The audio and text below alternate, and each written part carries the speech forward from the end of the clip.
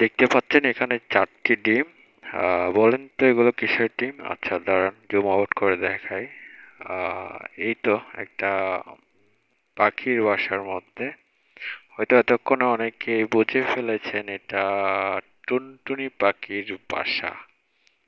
আসলে টুনটুনি পাখি বললে আমরা একজনকে মিস করি। বলুন তো দেখি ওনার নামটা কি? যদি বলতে পারেন তাহলে আপনার জন্য একটা প্রাইস আছে। প্রাইস আছে আপনার জন্য এই মেন্স অনলাইন শপের পক্ষ থেকে। তো আসলে আমি দেখাতে চাচ্ছিলাম যে আপনাদেরকে আবার দেখাতে চাচ্ছিলাম ডিমগুলো, কিন্তু পাখির বাসাটা এত ছোট,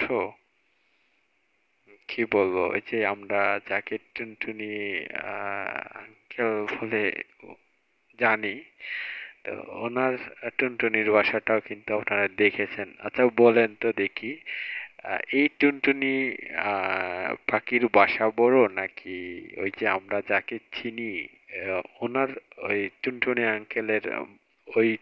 আঙ্কেলের টুনটুনির বাসা বড়? আপনারা নিশ্চয়ই কমেন্ট করে বলবেন। তো এখানে এই ভিডিওটা করার প্রথম কারণ হচ্ছে, মেইন কারণ হচ্ছে, প্রথম নয়, সেটা হচ্ছে টুনটুনি সাধারণত 2টা ডিম পারে, 4টা ডিম কখনোই পারে না। এটা খুবই বিরল। জানি না, আমি কখনোই দেখিনি যে 4টা ডিম পারতে, কারণ প্রত্যেক বছরই আমার জানলার পাশে একটা টুনটুনি ডিম পাড়ে। তো আমি ওইগুলো ছবি তুলি, ভিডিও করি, বাসা বাঁধা থেকে বাচ্চা ফোটানো পর্যন্ত ডিম, কিন্তু কখনো এরকম দেখি নাই।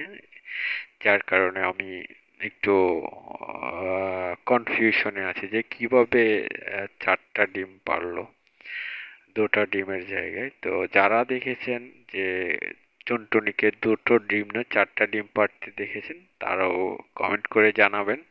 জানালে কৃতজ্ঞ থাকবো। তো আমি যে বিষয়টা ফাইন্ড আউট করতে পারছি অনেকক্ষণ চিন্তা করে, সেটি হচ্ছে হয়তো 2টা ডিম তার হাজবেন্ড টুনটুনি থেকে ভালোবাসা করে পেরেছে, আর 2টা ডিম পরকিয়া করে পেরেছে, এই আর কি।